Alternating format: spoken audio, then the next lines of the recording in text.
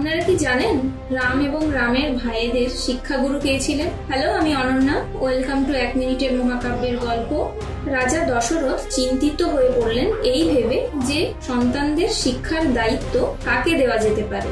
অনেক চিন্তা করার পর রাজা দশরথ মহামুনি বশিষ্ঠকে অনুরোধ জানান তার সন্তানদের শিক্ষার দায়িত্ব নেওয়ার জন্য। মহামুনি বশিষ্ঠও প্রসন্ন চিত্তে সেই অনুরোধ গ্রহণ করেন।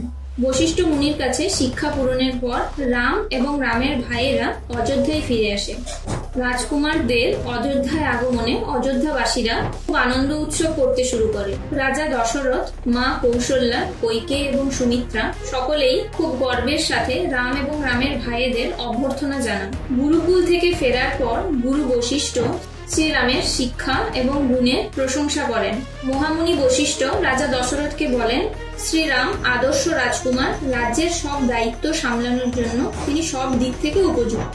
সবার প্রতি রামের প্রেম এবং ভালোবাসা দেখে সকল রাজ্যবাসী রামকে ভালোবাসতে শুরু করেন। ফিরে আসার পর রাজা দশরথ রামকে রাজ্যের প্রশাসন এবং রাজনীতির সমগ্র কৌশল শেখানোর প্রক্রিয়া শুরু করেন।